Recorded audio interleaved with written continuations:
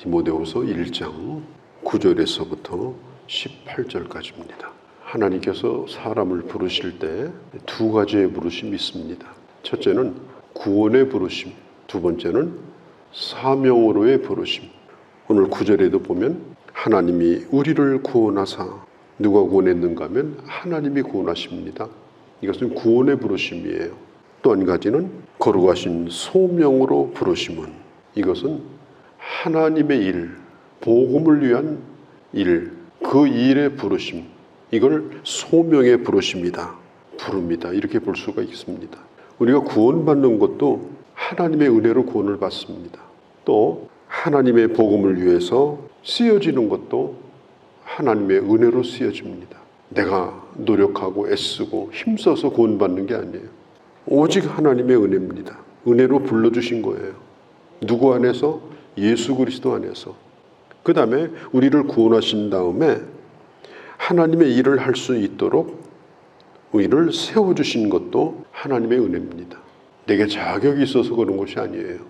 내가 다른 사람보다 특별히 뛰어나기 때문에 그런 게 아닙니다. 하나님이 맡기신 사역, 하나님이 맡기신 직분, 이것도 다 하나님의 은혜인 것입니다. 내가 예수를 믿어서 구원을 받았느냐, 내가 결단했기 때문에 구원받았느냐, 사람 편에서 보면 그렇게 얘기할 수 있어요. 그러나 예수 믿기 전에 이미 하나님은 우리를 구원하기로 작정하셨습니다. 내가 예수 믿겠다고 마음 먹기도 전에, 결단하기도 전에 하나님은 이미 내 마음을 움직여 주시고 그렇게 할 수 있도록 나를 이끌어 주신 거예요. 엄밀히 말하면 결단 이전에 하나님의 역사가 먼저 있는 겁니다. 예수 믿기 이전에 하나님의 은혜가 이미 있는 겁니다. 이 모든 것은 다 하나님의 은혜다. 오늘 9절에 보면 한번 읽어보겠습니다. 하나님이 우리를 구원하사 거룩하신 소명으로 부르심은 우리의 행위대로 하심이 아니요 오직 자기의 뜻과 영원전부터 그리스도 예수 안에서 우리에게 주신 은혜대로 하심이라. 구원받은 것도 하나님의 일을 하는 것도 내 행위대로 된 것이 아니라 하나님의 은혜대로 되어진 것이다. 우리는 어떤 걸 하려고 하다가도 못할 때가 얼마나 많아요. 힘이 없어서도 못하고 게을러서도 못하고 예수를 믿는다고 하지만 그 믿음을 내가 붙들고 있다, 내가 지금 지키고 있다고 그러면 그 믿음이 지금 어디가 있겠습니까? 아마 저 어디 쓰레기장에나 가 있을 거예요. 내가 하나님의 일하는 거, 예수 믿는 거 다 하나님의 은혜입니다. 내 결심대로 된 게 아니에요. 하나님이 정하신 뜻대로 된 겁니다. 변경할 수 없는 하나님의 뜻.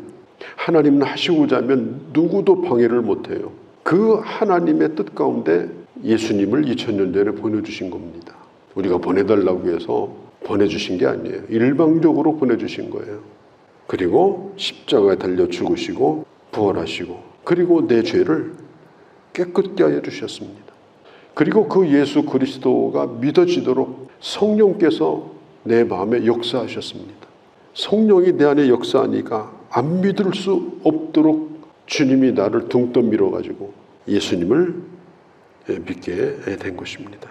내가 하나님의 선택을 받은 자인가 고민할 필요가 없어요. 왜냐하면 내가 예수 그리스도를 믿는 것 자체가 하나님의 선택을 받았기 때문에 믿는 것입니다. 그걸 우리가 꼭 기억을 해야 돼요. 주님이 우리의 이름을 언제 명단에 넣었을까? 오늘 9절에 자기의 뜻과 영원전부터 그랬어요. 오직 자기의 뜻과, 이 오직이라는 말은 누구의 방해도 안 받아요. 누가 뭐라고 해도 소용없어요. 하나님이 나를 구원하시기로 언제부터? 영원전부터 주님께서 나를 정하셨다. 에베소서 1장 4절에 보면 이걸 뭐라고 그래요? 우리를 기쁘신 뜻대로 예정하사. 기쁘신 뜻대로. 하나님이 나를 하나님의 자녀로 예정하신 게 억지로 눈 감아주고 할 수 없이 봐준 게 아니라 아주 만족하게 아주 기쁘신 뜻대로 하나님이 나를 예정하셔서 나를 하나님의 자녀로 삼으셨고 그리고 지금도 하나님은 나로 말미암아 나를 구원하신 것을 기뻐하시는 하나님이십니다. 우리가 택함을 받았다. 하나님의 자녀로 내가 택함을 받았다고 하는 것은 이것은 전도할 때 써먹는 교리가 아니에요. 이것은 구원받은 하나님의 자녀가 구원받고 나서 나중에서야 깨닫는 거예요. 아, 주님이 나를 택하셨구나.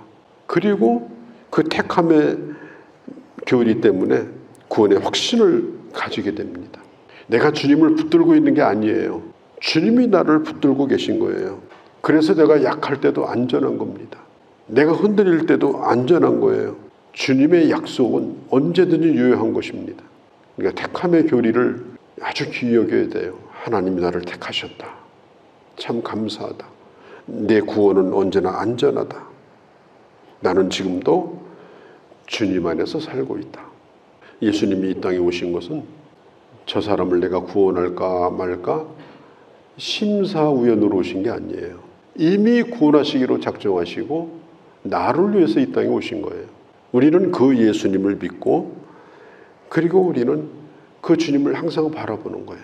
그 요한복음 10장에 보면은 예수님이 이렇게 말씀했어요. 나는 아버지께서 주신 그 양을 나는 결코 잃어버리지 않는다. 우리 주님은 선한 목자신데 하나님이 허락하신 그 양을 예수님은 끝까지 붙들어 주시는 거예요. 죽으실 뿐 아니라 세상 끝날까지. 우리가 바로 주님 안에 있는 그 양이다라고 하는 것입니다.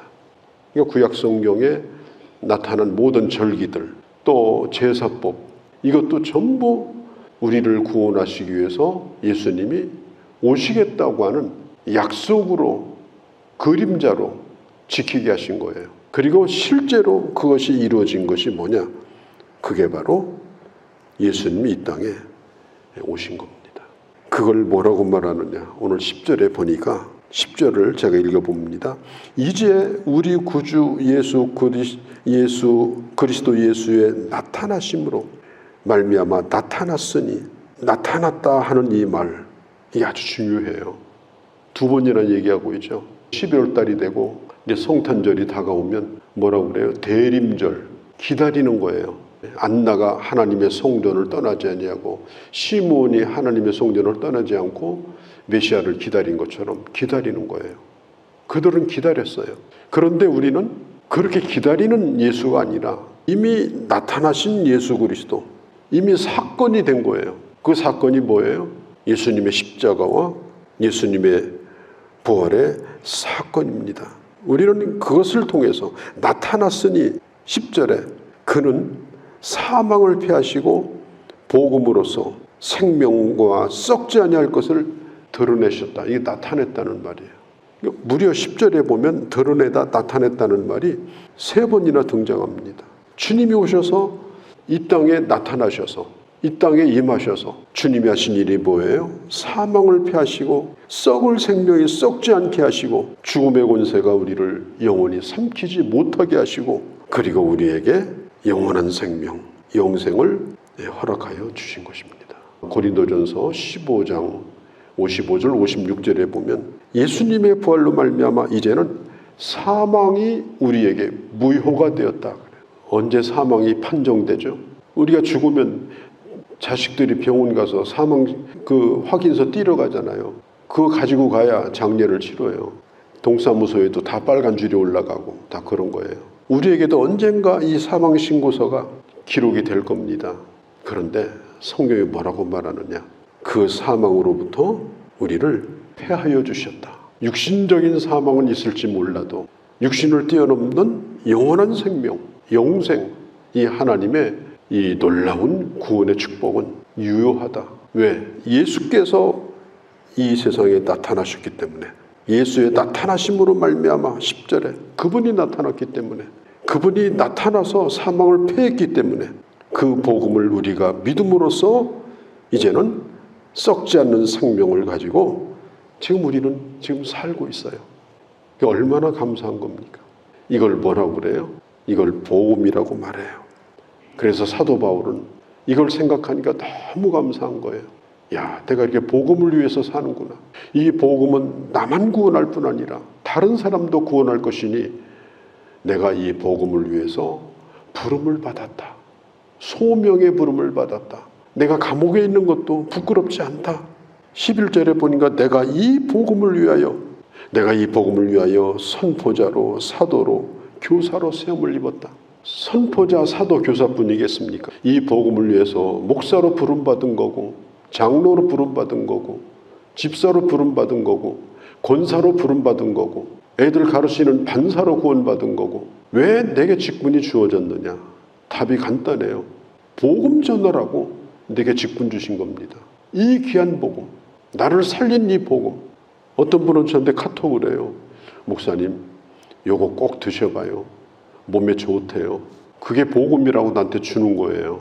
그런데 누구도 예수 그리스도는 내 구원자입니다. 주님이 나를 살리셨습니다. 오늘도 주님을 찬양합니다. 이런 소식은 안 들려. 복음 전하는 사람이 없어요. 우리는 사람들에게 그 예수를 말해야 되는 거예요. 우리가 해야 될 사명이 그거예요. 내가 왜 존재하는가? 내가 왜 이 직분을 가지고 있는가? 이 복음을 위해서입니다. 선포자요, 사도요, 교사로 또 여러 가지 직분을 받은 것은 누구에겐가 이 복음을 전하라고 하나님이 11절 끝에 나를 세우셨다. 복음 때문에 세움을 입었노라. 왜 이 자리에 있느냐? 왜 살아있느냐? 사도 바울 같으면 내가 왜 감옥에 가 있느냐?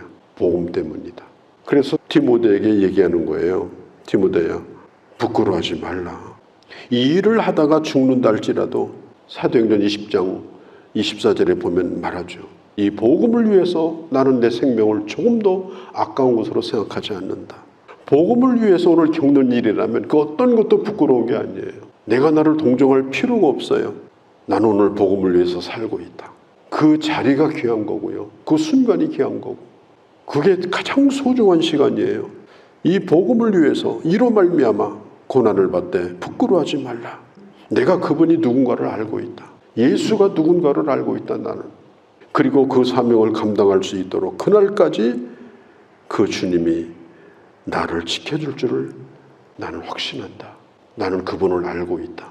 그리고 그분이 나를 끝까지 지켜주실 것이다. 목숨만 지켜주는 것이 아니라 내가 하나님의 일을 할 수 있도록, 이 귀한 복음을 전할 수 있도록 내 사명을 지켜줄 줄을 내가 확신한다. 내가 안다. 나는 확신한다. 오늘 사도 바울의 고백이 우리의 고백이 되시기를 바랍니다. 내가 어떤 경우에도 복음을 위해서 살려고 하면 하나님은 내 삶을 지켜주십니다. 내가 복음을 위해서 내 시간을 쓰려고 하면 하나님은 내 시간을 지켜주셔요. 내 건강을 지켜주셔요. 고난을 받되 결코 부끄러워하지 말라. 부끄러운 일이 아니다. 그리고 이런 말을 해요. 13절에 너는 그리스도 예수 안에 있는 믿음과 사랑으로서 내게 들은 바 바른 말을 본바다. 이 우리말 번역 성경에 보면요, 내게 들은 말씀을 표준으로 삼으라. 표준으로 삼으라. 우리가 어떤 것을 잘 하고 싶으면요, 뭘부터 해야 되는가 하면 잘 하는 사람을 따라서 하면 됩니다. 사람을 만나도 잘 하는 사람을 만나야 돼요. 예를 들어서 저는 이제 목회자니까 제가 누구를 만난다면 그냥 꼬마대장처럼 거느리고 다니는 사람만 가서 만나고 밥 사주고 이러면 발전이 안 돼요. 잘 하는 분을 가서 만나서 그분에게 밥 사드리고 그분을 대접하고 그러면서 그걸 배우도록 해야 됩니다. 온 걸 배우도록. 하는 걸 가만히 보면서 따라서 하고 신앙생활을 잘 하는 사람을 본받도록 해야 됩니다. 그렇게 해야 신앙생활을 잘해요. 내가 스스로 잘하기가 어려운 겁니다. 사도 바울이 얘기해요. 너는 나를 표준으로 삼고 내가 가르친 것을 잊지 말고 따라서 해라. 어느 분야든지 전문가가 되려면 이 롤 모델을 자꾸 본받으면 돼요. 그렇게 애쓰면요, 반드시 그렇게 되게 되어 있습니다. 어떤 분야든지 마찬가지입니다. 나중에는 전문가가 되고 아주 뛰어난 사람이 될 수가 있어요. 내게 가르쳐 주십시오. 나를 인도해 주십시오. 그리고 고개를 숙이고 도움을 청하고 신앙도 마찬가지예요. 그렇게 해야 신앙이 장성할 수가 있습니다. 이건 아주 중요한 거예요. 저는 지금도 배우려고 애를 씁니다. 하루만 가르쳐 주시면 내가 돈 100만 원 드리겠습니다. 100만 원이 문제겠습니까? 내가 누구한테 배운다는 것은 굉장히 소중한 거고 더군다나 돈도 안 드는 일인데 얼마나 좋아요. 그러니까 사도 바울이 하는 얘기가 그래요. 내가 너에게 가르쳐 준 거, 내게 들은 바 말씀을 표준으로 삼고 거기서 벗어나지 말고 잘 따라서 해라. 그러면 너도 좋은 사역자가 될 것이다. 이렇게 말하고 있습니다. 오늘 그 뒤에 보면은 부겔라와 허모게네 그리고 오네시모로 이 세 사람이 소개되는데, 부겔라와 허모게네는 그 사람이 누군지 우리는 잘 몰라요. 이 하나님의 일에 아주 어려움을 줬던 사람입니다. 한때 바울의 오른팔로 일했다가 오른팔을 비틀고 도망간 사람, 그런 사람이에요. 한때 도움이 됐다가 큰 손해를 끼치고, 항상 사기치는 사람은 처음에 사기치지 않아요. 한때 도와줬다가 사기치고 떠나가요. 영적인 사기꾼도 많아요. 변치 않고 끝까지 한 마음으로 충성하는 거, 이거 참 중요합니다. 이게 오네시모로는 누구냐? 사도 바울이 에베소에 있을 때부터 바울을 도왔던 분이에요. 근데 바울이 로마에 감옥에 와 있다고 하니까, 에베소에서 로마가 얼마나 뭡니까? 그 옛날에 거기까지 자주자주 찾아왔어요. 그래서 면회를 하고 옥바라지를 하고, 특별히 이 바울의 마음을 아주 유쾌하게 만들었어요. 16절에 보면 자주 격려해주고, 뭘 격려해줬을까요? 바울 목사님, 요즘 에베소 교회 엉망진창이에요. 디모데도요, 일도 아주 그냥 참 못해요. 그런 소식을 전해줬으면 바울이 유쾌했겠습니까? 좋은 소식만 전해준 거예요. 기쁜 소식만 전해준 거예요. 그러니까 바울이 감옥에 있으면서도 오네시모로만 오면 위로를 받아요. 격려를 받아요. 우리가 그런 사람들이 되어야 합니다. 항상 일이라고 하는 건 긍정과 부정이 있어요. 그럴 때 우리는 긍정을 말하는 사람이 되어야 합니다. 그러면 그 사람이 용기가 나요. 보람이 있어요. 사도 바울이 그래서 오네시모로를 좋아한 겁니다. 돈 싸가지고 왔다는 얘기 없습니다. 그러나 자주자주 찾아와서 이 바울을 자주 격려해주고, 그리고 바울이 감옥에 갇힌 걸 전혀 부끄러운 생각을 하지 않고 다 떠났는데도 바울을 자랑스럽게 여겼던 그 사람. 로마에 있을 때도 17절에 어디 있는지도 몰랐는데 그렇게 바울을 찾아다니다가 찾아낸 거예요. 감옥에서. 그래가지고 그때부터 바울을 도와주는데, 바울이 이렇게 얘기합니다. 하나님이 그에게 긍휼을 입혀주시기를 원합니다. 두 번이나 16절, 18절에 얘기합니다. 하나님, 오네시모로의 가정에 하나님이 축복을, 하나님의 긍휼을 베풀어 주옵소서. 왜 그래요? 바울이 그렇게 복을 빌고 싶은 거예요. 복을 빌어달라고 한 게 아니에요. 너무 감사해서. 목회자에게도 그런 사람이 충분히 있을 수가 있습니다. 정말 복을 빌어주고 싶고, 다른 사람은 몰라도 하나님께서 저 가정만은 꼭 책임져 달라고 그렇게 밤낮으로 기도하고 싶은 그런 가정이 왜 없겠습니까? 그러니까 우리는 이 성경에 있는 대로 중간에 도망가는 그런 사람이 되지 말고 끝까지 자기 자리를 지키고, 정말 하나님의 복 주시기에 부족함이 없는 그런 충성스러운 사람, 그런 축복 기도를 받고 사는 사람, 그게 행복한 사람입니다. 그게 진정으로 복된 사람입니다. 그게 정말 잘 산 사람입니다. 이런 하나님의 사람으로 복음을 위해서 살아가는 그런 주의 자녀들이 꼭 되어주시기를 바랍니다. 거룩하신 우리 아버지, 오늘 사도 바울이 믿음의 아들인 디모데에게 하나님의 자녀로 부르심, 사명으로의 부르심, 그리고 주를 위해 복음을 위해 받는 고난이 얼마나 소중한가 하는 것들, 그리고 바울을 떠났던 부길러와 허모게네가 아니라 오네시모로 같은 그런 하나님의 사람으로 살기를 바랬던 이 간절한 축복, 이것이 바로 아버지 우리를 향한 하나님의 복이 되게 하여 주옵소서. 우리 주 예수님의 이름으로 기도하옵나이다. 아멘.